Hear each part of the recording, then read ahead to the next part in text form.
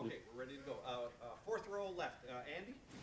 Can you talk about how Coach Madison and Coach Hafley have been working off each other to design and install this scheme to this point? Yeah, they've done a great job so far. I mean, they started off by, getting with Larry Johnson and talking about, some of the personnel that we had and build it from there. Greg with a ton going on with the front in terms of the run game and the front seven, and then Jeff, piecing it together on the back end with the coverages. So they've been doing a really good job, a lot of give and take there, and Jeff had to make a few adjustments, going from the NFL hashes to the college hashes and some of the other things, but they're flying around right now. I think the guys on defense feel like they're getting better, and I think most of you guys were at practice today, a lot of energy, and you guys are running around having fun. So. Front row right, Austin? Ryan, just to get it out of the way, you said on Monday you were going to look at some numbers for the quarterback. Has anything changed for you heading into this last week of spring? Yeah, not really. I mean, looking at it, I think the completion percentage is pretty close right now with those guys. We've been playing a little bit more zone coverage, so the completion percentage is kind of on par with what Dwayne was last spring. So we want to keep working on that towards the last week here. I think we should be a little higher than we were last spring just because of the style of defense we're going against. But today was an opportunity to kind of move the ball up and down the field a little bit more and play more situational stuff. So I thought the guys competed really well, and they both did a good job. This might be hard to answer, I don't know, your sense of the direction of the passing attack at this spring compared to last spring? You had those veteran receivers, you had Dwayne, but you also were looking at different quarterbacks then too. Where are you now compared to a year ago? We threw everything in this spring, so we really have almost a year's worth of stuff in, and we added a lot during last year. So it's been a lot for those guys to take on, and they've done a good job. But they're not there yet. We got to go back and repaint the bridge again. 4 or 5 more times this May, and go through it again this summer once we get into preseason, and those guys will have opportunity to go throw with each other this summer and work on the stuff. But still got a lot of work to do there. But they've done a nice job of putting it on the field in a short period of time. Second row left, Ari? You guys have some pieces coming in the offensive line in the fall, but it looks like with Josh coming back, you might be starting to get a feel for that. How's the piecing together of the offensive line going? Are you getting a rhythm there in terms of how things are there? Yeah, 5 guys. When you look at it right now, they're all new because Thera isn't practicing, and then 4 other guys that were there last year that weren't, and then actually today Wyatt was sick, so we didn't have him. So guys are having an opportunity to step up and get a bunch of reps that they hadn't had before. Really impressed with Nick Petit-Frere. I think he's really come along and doing a nice job this spring. But guys are getting in there. I thought Josh is really getting a handle and more comfortable every practice, being up front and being in charge of everybody up front, making the calls and the protections. So, I think this is really good for us moving forward. And then we get in the preseason, we'll have really 5 new guys getting in there. Thayer back from his injury, and then 4 other guys in there. So there'll be more depth there, and then they'll keep competing for the starting spots. I know that you've been asked about Garrett Wilson quite a bit, but obviously first spring, you guys are getting towards the end, close to the spring game. How is his progression? Is he still kind of on the way up here, or are you seeing some pretty big improvement from him? And he seems to stand out to me when I'm watching. Yeah, he does. He's got really good body control, excellent ball skills, does a nice job down the field in terms of timing up and jumping and going to make plays. Still learning how to be, physical in terms of, blocking in the run game and picking up some of those things. Every once in a while he'll still get caught at the line of scrimmage, but every day he's getting better, and the more he plays, the better he's going to get. Right next door, Bill. Ryan, you guys have obviously added some under center stuff to the offense this spring. What's your assessment of how that's gone, and how much do you anticipate that sort of being part of your package as you move forward into the fall? Still evaluating it. It does give us some different things that we didn't have last year. It's twofold. One, it allows us to a lot of times put 2 tight ends in the game, which has been really good for us. That's a strength of our offense right now. It's really the most experienced group on our offense coming back. And it gives us other opportunities, too, to kind of roll off the ball, some play action things, and get the that speed sweep thing going that a lot of guys do. And so we're looking at a bunch of that stuff, evaluating it, still making decisions moving forward. And with the offensive line, you mentioned Wyatt was sick. I know some other guys have dealt with illness. You have Thayer out, and some guys maybe you want to protect a little bit too. Like, how is the thin nature of that position going to impact what you do in the spring game? Yeah, it's going to be everything, because we really have 11 guys total. So that's going to be a huge part of it. And, because we're a little thin there, everything starts with the O-line. We want to be at 16 scholarship guys. We're light right there right now. And obviously with Thayer being out, that's a big deal. So it'll be hard. We'll probably go with a running clock in the second half, something we've done in the past before, so that we get some of the guys who are a little more veteran, like Bowen and some of the guys who played some more out of the game, and we can still have a full game, but it'll probably go quickly in the second half. You wouldn't consider playing like 7-on-7 for a stretch just to get No, we'll play the game. Yeah. Mm-hmm. Front row right, Tim.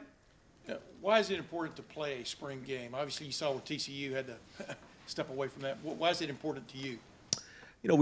We play guys here early. Guys come and they get on the field early, and so it's one thing to be in the indoor and practice 11, and we're kind of rolling with the practices. But once you get in front of 70, 80, 90,000 people in that game, it matters. Even just punting the ball and seeing if the returners can catch the ball in fair catch in front of that kind of crowd. What kind of reaction are they going to get? It's always good for the young guys to get out there and have the experience of walking through the tunnel, going through pregame, being in the locker room, all the different things that come up with it. So for the older guys, maybe not as important. That's why we'll get them out of the game pretty quickly, but let the younger guys go and feel what it's like playing in the shoe. And indulge me real quick, Ryan. I know y'all don't like to talk a lot about individuals, but it looks like Josh Proctor is kind of coming along. It looks like Alex Williams kind of flashed today and stuff. Who has caught your eye this spring? Maybe not necessarily he's going to be a starter, but you think is making some big progress On defense? Yeah. Josh does flash. He flashes. He's still got a lot of football to learn, just learn about day-to-day stuff. But he's maturing. He's getting there. It's a slow process, but very, very talented. There's some times where we'll throw a goal ball and he'll come out of the middle of the field and make a play all the way on the numbers. And so he's got a lot of range and a lot of talent. And Williams, is he coming along? Kind of a project, I think, coming out of high school a little bit and stuff, but what have you seen? Yeah, all the guys up front are doing a great job. They really are. There's a ton of depth there, and Alex is one of those guys that, they can really go get the passer. And so, you saw today there was, sacks, and those are game changers for us, and Larry's the best in America teaching those guys how to pass rush. I think our inside guys have been doing really well, too. So a lot of depth there, and that's a strength on defense. Middle right, Bill. Yeah, Austin Mack obviously was an important player last year before he got hurt. What have you seen from him this spring in terms of his recovery and how important he is? Yeah, kind of a slow start when he got going here in spring, but then he's kind of come on. I think he's looking to show some leadership, especially in the last 2 or 3 practices I've noticed. He's been out there taking a lot of reps, and sometimes against our defense, you have some of these routes where you have to clear guys out, and you got to be a team player. He's been doing that, working hard. I think his effort's been excellent. Sometimes he'll still feel a little bit with that foot, so we'll get him on volume control. But overall, it's healed pretty well, and he's looking to show leadership. I think I may have asked you about Brandon Bowen the other day, but he's obviously playing at right guard today. How versatile is he? How important is he to this line in terms of on and off the field? Yeah, he has to be a leader for us. We talk about that all the time because he's played so much, and some of these other guys haven't. And he's played multiple positions. He's played left tackle, left guard, right guard. And so to be able to plug a guy in like that, we lose Wyatt. We're able to put Bowen in there, and he's able to play. And we're operating today pretty good on offense. Then that's a huge deal for us, and he's unselfish that way, which means a lot. Third row right, Rob. Ryan, can you take us back to Florida for just a second, your brief stint there, and Greg Madison, did he make an impression on you then in any way, and in what way? Yeah, he sure did. I was pretty impressionable at that point. I was probably 23, 24 years old, and that was the year I got married in 2005. I remember it pretty clearly. He's first off, he's a great man, great husband, great dad. Kind of has that feel where mentor feel where you look to him for advice. He's been around a long time. He's seen a lot of football and a lot of wisdom, and I felt like that was important to have. And so he's done that. He's somebody that the guys look to with a lot of respect, where he's been, who he's coached, what he's done. And so when he speaks, people listen. And I think that, for everybody on defense, the staff and for the players, they look to him as kind of a steadying force there, someone they can grab onto. And so when we had an opportunity to get him, that was important for us. I wanted to ask you about that. Did you go to him with, this is what I want the defense to look like? How much input from him in terms of that give and take before you hired him? There was a lot of conversation. You know, the conversations were with Larry, the conversations were with Jeff and with Greg. And my you know, vision was that one of those guys all to get together with all their backgrounds and figure it out. You know, what is the best for the guys that we have right now, knowing that we have one of the best defensive line recruited, you know, or recruited one of the best defensive lines in America. We want 4 of those guys on the field. We didn't want to go to a 3-down structure that much, and so that was kind of the only thing I had. Other than that, let's go figure this out. How do we stop the run in this conference? And then how do we do a great job with our DBs in terms of, you know, getting our hands on footballs and continuing, you know, to develop some of the best DBs in America. And, you know, Jeff's the best. He does an unbelievable job, and those guys are playing with great confidence right now, and they feel like they're getting better.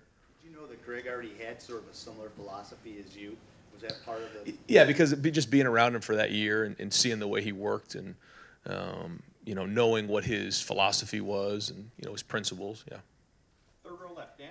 One thing that seems that just about every coach has said on this staff this spring is that nobody has egos here, that you're all working together. How much have you seen that? How important do you think that is, that everybody doesn't have a big ego and that everybody's kind of willing to work off each other? Yeah, it's huge. That's huge. We had a you know, kind of an exercise today to start off the day where, you know, we had our guys write down on a piece of paper, what's your purpose? Well, we had the CEO of Amgen come in and speak to our team the other day, and he talked about what the purpose of their organization was. So I challenged, you know, our players to do that, and I'm going to challenge the coaches as well. Like, what is your purpose? And so many of them put their teammates, their family, wanting to be great. And so when you're unselfish and you're willing to sacrifice yourself for the others, that's when you have something special. And one of my other, you know, visions was just the energy every day walking into this building. And I was proud to say today I thought that was one of the most energetic practices we've had. Guys are running around, having fun, competing against each other, and that's what we want. And a lot of that has to do with the assistant coaches. And like you said, you know, being unselfish and motivating their units from within. I mean, that's kind of the key. When you have so many coaches who have been in leadership positions, obviously the majority of the staff has been a coordinator at some point. Is that easier said than done for guys to kind of settle into roles and to not want to compete, to kind of be the leaders of their units? No, I don't. I think it's the other way. I think that when you're in a leadership role, you understand what it takes. You understand what it takes to be a good coordinator, a good position coach, and you respect it more. Because I think when you are a coordinator and you're working with other guys, you know, you recognize things that, you know, hey, if I'm an assistant coach again, this is what I'll do to help out, and I think it makes your team stronger. Front row left, Dave. Ryan, when we've gotten a chance to see practices this spring, and by the way, thank you for opening up so many practices. It's been nice.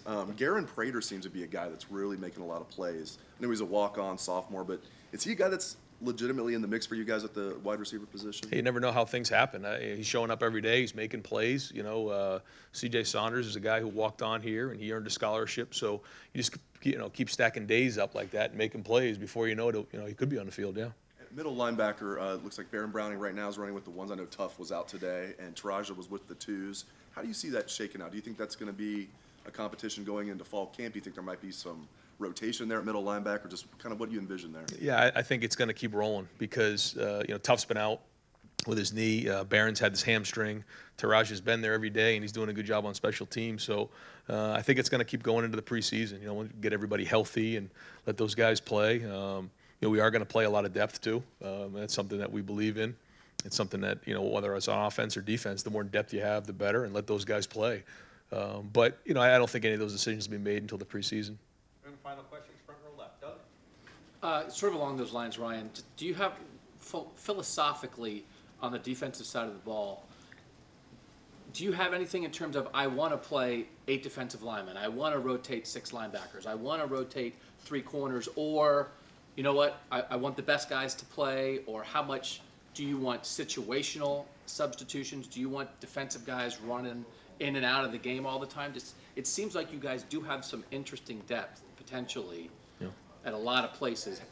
How would you like to use it ideally? Yeah, in a perfect world, you have, you know, 2 deep and you know, a spare. We say 2 and a spare, you know, a pair and a spare, and ideally that's what you do. Now, who's really game ready? That's what it will come down to in the preseason. We'll make a list of guys that we think are game ready to go put in the game. And if they're game ready, then we play. It was the same philosophy on offense last year when, You know, you say, well, don't take Paris out of the game. Well, we had KJ. You know, don't take Terry out of the game. We had Johnny. And so those guys kept rolling over and over again. Well, it's the same thing with our D-line. When they start coming out in waves like that, by the time you get to the fourth quarter and you got guys who are fresh coming at you, that makes a difference. Same thing in the secondary. You know, when those corners can get, you know, can be fresh in the fourth quarter as opposed to playing the whole game and breaking down, it matters. It also matters later in the season. And, you know, we actually have 2 bye weeks this season. So really, you know, projecting that, how can we, you know, sustain these guys throughout the season? It's depth. That's what it comes down to. That being said, our great players have to play great. Talk to our team about that all the time. Whether it's football, basketball, any sport, in order to go win championships, your great players and your veteran players have to play that way. And so that's a challenge. But we'll make that list in the preseason, figure out who's game ready, and then go from there. And you had a little scuffle today. Looked like maybe Jalen took a punch and then wasn't out there for the rest of practice. I know that stuff kind of happens, but when you see that, what do you think as a head coach? I like the fact that they're going after it. I think that if you don't have any kind of scuffles, then maybe you don't have the right team. If you have too many, then it starts to get reckless. I think if you have 1 or 2 every now and again, I think it's good. You never want it to get, you know, too over the top. But when you're competing, you know, football is a violent game, and so emotions get high.